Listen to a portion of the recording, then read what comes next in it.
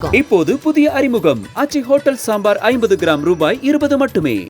மணப்பெண்ணின் பிரத்யேகமான திருமணம் Vivaha the Chennai silks. GT Holidays, South India's #1 travel brand. You know you are special when you're with GT Holidays.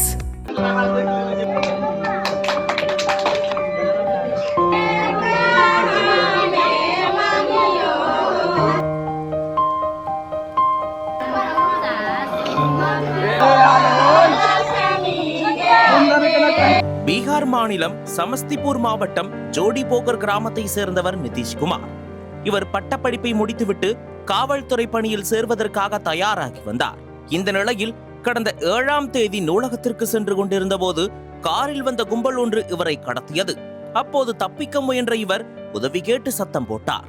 இதனால் ஆத்திரமடைந்த அந்த கடத்தல் கும்பல் இவரை சரமாரியாக தாக்கியது.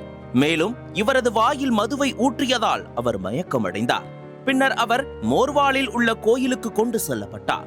அங்கு லட்சுமி என்ற இளம்பெண் மணக்கோலத்தில் இருந்தார். அவருடன் உறவினர்களும் இருந்தனர். பின்னர் நிதிஷுக்கு புத்தாடை அணிவிக்கப்பட்டு லட்சுமியுடன் கட்டாயமாக திருமணம் நடத்தப்பட்டது.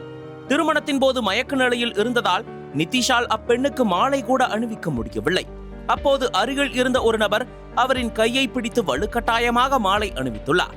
இந்த வீடியோ சமூக வலைதளங்களில் வைரலாகி வருகிறது.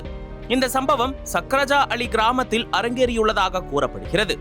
இந்த நிலையில் நூலகத்திற்கு சென்ற தனது மகன் வீடு திரும்பவில்லை என நிதிஷின் தந்தை காவல் நிலையத்தில் புகார் அளித்தார். இந்த புகாரின் அடிப்படையில் வழக்கு பதிவு செய்து காவல்துறையினர் விசாரணை நடத்தினர். அதில் நிதிஷின் திருமணம் சம்பந்தமான வீடியோவை பார்த்த காவல்துறையினர் விசாரணையை தீவிரப்படுத்தினர். இந்த விசாரணையில் சக்ராஜா அலி கிராமத்தை சேர்ந்த சங்கர் ராய் என்பவர்தான் நிதிஷை கடத்தி தனது மகளுக்கு திருமணம் செய்து வைத்துள்ளார் என்பதும் தெரிய வந்துள்ளது. பின்னர் காவல்துறையினர் சக்ராஜா அலி கிராமத்திற்கு சென்று வீட்டில் அடைத்து வைக்கப்பட்டிருந்த நிதிஷை மீட்டனர். இதையடுத்து நிதிஷை கடத்தி சென்று கட்டாயமாக திருமணம் செய்து வைத்த சங்கர் ராய் குடும்பத்தினரை காவல்துறை கைது செய்தது. தற்போது இந்த சம்பவம் குறித்து விசாரணை நடைபெற்று வருகிறது. இதுபோன்று இளைஞர்களை கடத்தி திருமணம் செய்து வைக்கும் சம்பவம் பீகாரில் தொடர்ந்து நடைபெற்று வருவதாக கூறப்படுகிறது. குறிப்பாக படித்த மற்றும் அரசு பணியில் உள்ள இளைஞர்கள் குறிவைக்கப்படுவதாகவும் கூறப்படுகிறது. கடந்த 2009ஆம் ஆண்டு முதல் இதுவரை 1224 இளைஞர்களை கடத்தி சென்று இவ்வாறு கட்டாய திருமணங்கள் செய்து வைக்கப்பட்டுள்ளதாக கூறப்படுகிறது.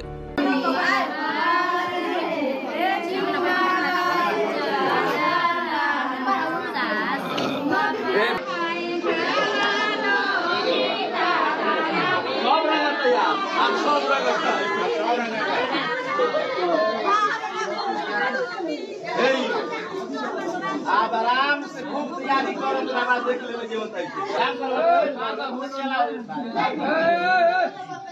अभी थोड़ा देर में हो सुधा रहो ना पीछे बड़ी छोड़ को दी